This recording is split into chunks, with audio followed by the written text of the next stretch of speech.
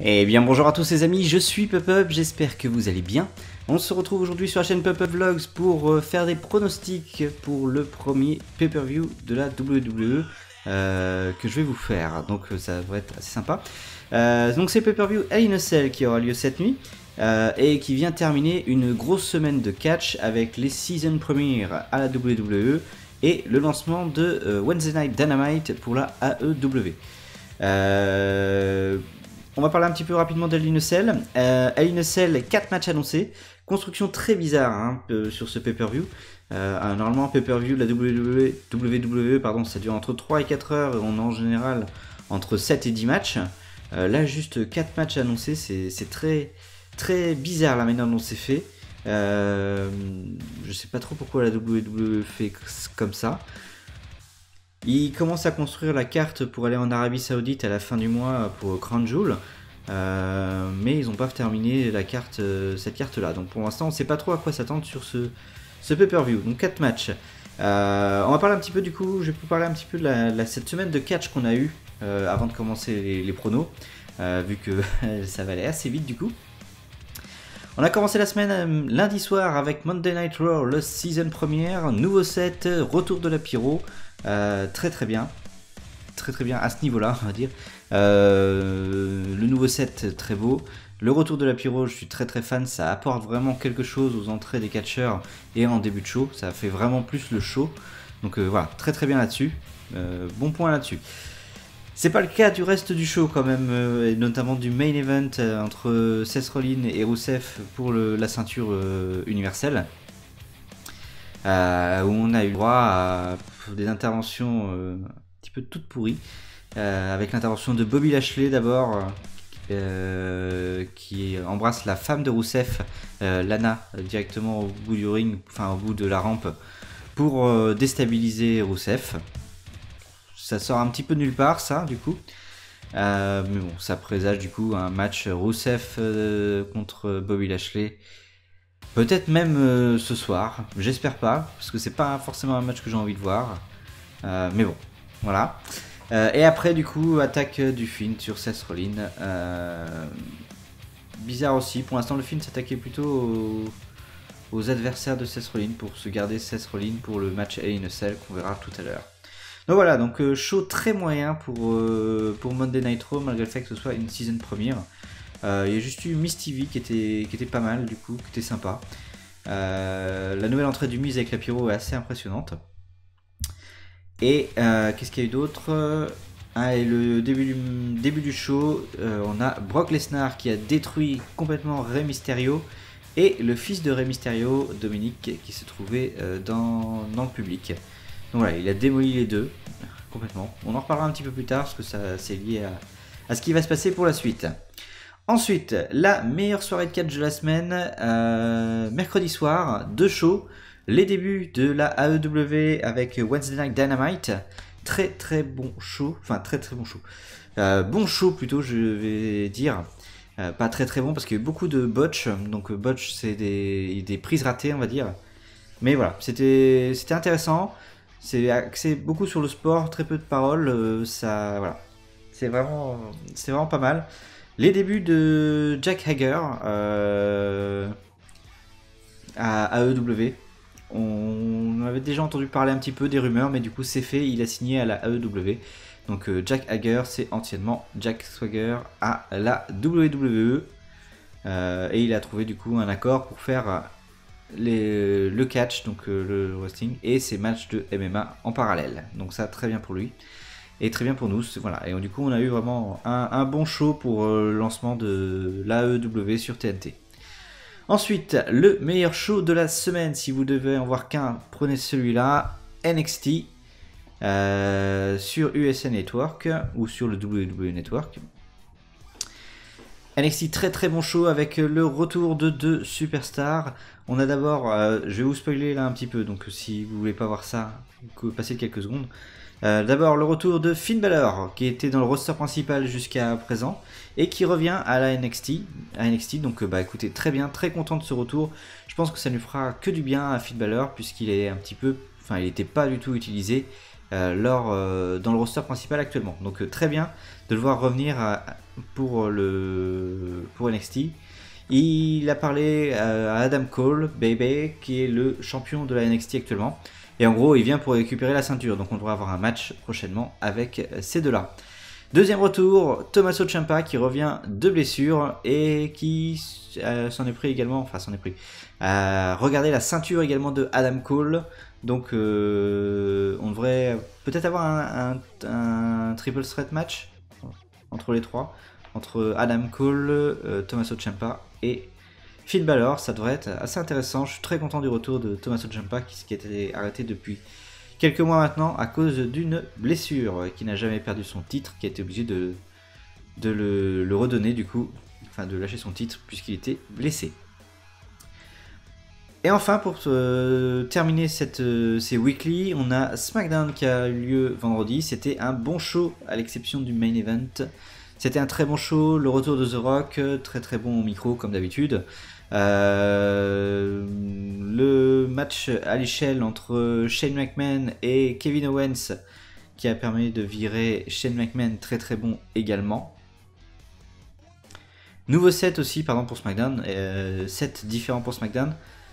Pyro aussi, il a un très beau set SmackDown. Je préfère celui de SmackDown de celui de Raw d'ailleurs. Et du coup, main event, Kofi Kingston contre Brock Lesnar pour le titre de la WWE. 10 secondes chrono, un F5 de Brock Lesnar sur Kofi Kingston et il récupère la ceinture. C'était beaucoup trop rapide à mon goût. Ça dévalorise complètement Kofi Kingston. Voilà. Je pense pas qu'on le revoie près de la ceinture tout de suite. Mais tout ça, c'est pour amener du coup, pendant que Brock Lesnar célèbre, on entend la musique de Rey Mysterio sur le set et l'arrivée, donc avec Rey Mysterio avec un bras dans le plâtre suite aux attaques de lundi, et l'arrivée du coup de Cain Velasquez. Cain Velasquez est un ancien combattant de l'UFC, donc de la Mixed Martial Art, qui arrive et qui s'attaque à Brock Lesnar qui fuit le ring après ça. Ce qu'il faut savoir, c'est que Cain Velasquez, c'est lui qui a pris la ceinture poids lourd à Brock Lesnar à l'UFC. Donc voilà. La WWE joue sur cette rivalité. Et a priori, ce serait sans doute pour Crown Jewel également. Donc voilà. On le verra sans doute pas ce soir, ce match-là. Mais sans doute en Arabie Saoudite, qui est vraiment le show que la WWE essaye de promouvoir au maximum. Ce qui nous emmène du coup à Hell in a Cell cette nuit, avec une carte à 4 matchs, comme je vous l'ai dit au début. Du coup, c'est pour ça que je me suis permis de faire un petit peu une review de cette semaine de catch. Allez, on va commencer du coup ça, on va faire les 4 matchs quand même qu'il y a à pronostiquer. Le premier, ce sera pour le titre féminin de SmackDown. On a Bayley qui va défendre son titre contre Charlotte Flair dans un match normal. Pour moi, c'est Bayley qui va conserver, pour une raison que je vous expliquerai un petit peu plus tard. Ce match a été fait suite à SmackDown, pendant lequel il y a eu un match en équipe entre Becky Lynch et Charlotte Flair contre Bayley et Sasha Banks. Et Charlotte Flair a battu Bayley par soumission. Donc voilà, et ça a entraîné du coup un match pour le titre féminin de SmackDown. Donc pour moi, voilà, c'est Bayley. Je vais voter Bayley sur ce match. On va faire directement le deuxième match féminin, comme ça va me permettre de vous expliquer pourquoi. Donc le deuxième match féminin qui est annoncé, c'est pour le Raw Women's Championship, le championnat féminin de Raw.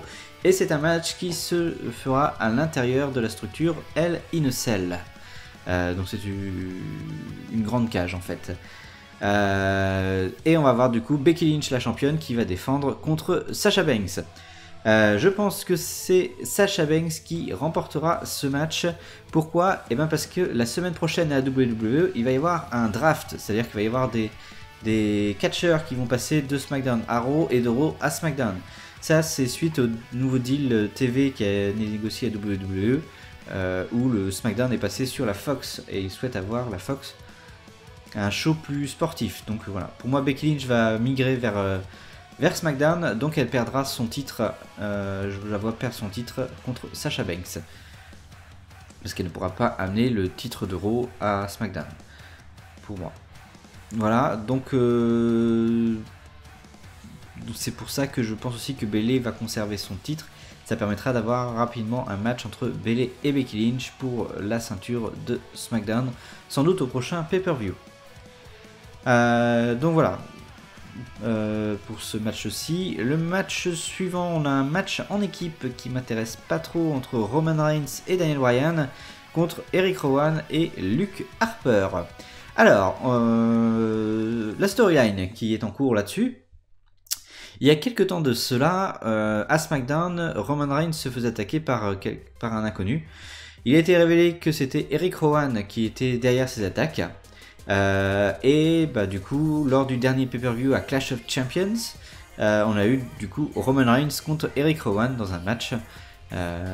Et pour, à la fin du match, on a Luke Harper qui est revenu pour aider son ancien comparse Eric Rowan. Donc ils formaient une équipe avant tous les deux à la WWE. Donc voilà, ils vont du coup avoir cette équipe là. Et Daniel Bryan, c'est l'ancien mentor de Eric Rowan et bah, du coup qui s'est fait trahir par son protégé.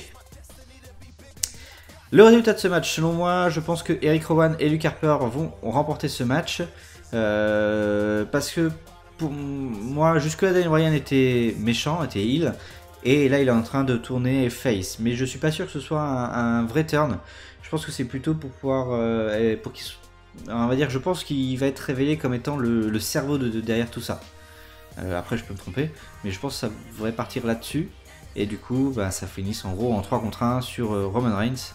Donc voilà, je pense que je vais voter sur une trahison de Daniel Bryan contre Roman Reigns pour ce match. On verra bien ce que ça donne. Et bah, si j'ai raison ou non. Et enfin, le dernier match qui a été annoncé pour ce pay-per-view, c'est un autre match à l'intérieur de la structure Hell in a Cell pour le titre universel Seth Rollins contre le Fiend. Donc le Fiend, Bray Wyatt, pardon. Ce match-ci, donc, ça devrait être un bon match en soi. Le Fiend en ce moment a une pop monstrueuse, même si c'est bizarre qu'il s'attaque à une ceinture. Ça colle un petit peu moyennement au personnage, mais bon, ça c'est pas grave. Les incohérences à WWE, c'est pas grave, on va dire.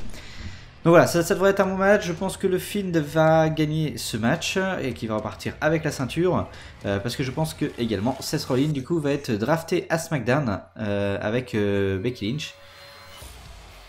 Et la vraie raison pour laquelle je pense que le Fiend va gagner, c'est, comme je vous l'ai dit, il y a eu un match d'annoncé déjà pour Crown Jewel à la fin du mois, un 5 contre 5 avec les capitaines d'équipe, les deux légendes, Ric Flair et Hulk Hogan. Donc bah, Seth Rollins est déjà dans l'équipe de Hulk Hogan. Donc voilà, je trouve ça bizarre de se déplacer en Arabie Saoudite et de ne pas défendre le titre universel. Donc je pense que ce sera le Fiend qui l'aura à ce moment-là. Et bah, qui défendra son titre contre quelqu'un d'autre, contre un top face de la compagnie. Voilà, et bah écoutez, ça va faire les 4 matchs qu'on avait à vous pronostiquer. Ça fait pas beaucoup, comme je vous l'ai dit, hein, normalement un pay-per-view c'est entre 7 et 10 matchs. Donc on devrait en avoir d'ajouter sur le pay-per-view, clairement pendant la soirée. On aura sans doute, enfin je pense qu'on aura aussi une Firefly Funhouse, donc de Bray Wyatt, qui occupera un petit peu de temps télé. Voilà, bon, construction très bizarre pour ce pay-per-view qui aura lieu donc cette nuit, cette nuit aux États-Unis. Ce sera 2h du matin, il me semble, sur la nuit de dimanche à lundi. Personnellement, je regarderai ce pay-per-view lundi soir, hein, parce que je travaille lundi, donc je ne le regarderai pas en direct. Et il est plus diffusé de façon en direct sur AB1. Je vous ferai une vidéo de review, sans doute, qui sortira sans doute mardi ou mercredi, quoi. Ouais, pour voir un petit peu tout ce qui s'est passé sur ce pay-per-view, voir les matchs qui se sont ajoutés à la carte, et voir si mes pronos se sont réalisés ou non.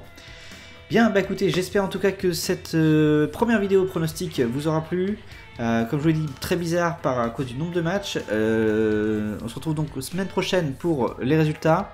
Et les prochains pronos, ce sera sans doute Crown Jewel à la fin du mois de d'octobre, il me semble, et le premier pay-per-view de la AEW depuis qu'ils ont les weekly, leur émission télé tous les mercredis, qui sera le 2 novembre, il me semble, ce sera Full Gear.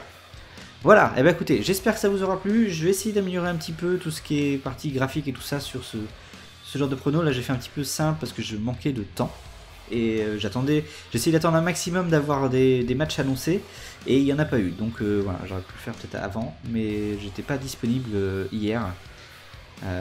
Donc j'ai pas pu vous l'enregistrer plus tôt. Donc voilà, je vous enregistre quelques heures avant que vous voyez vous puissiez voir cette vidéo. Bref. Rendez-vous la semaine prochaine pour les résultats. D'ici là, je vous souhaite à tous une bonne fin de journée et je vous dis à la prochaine.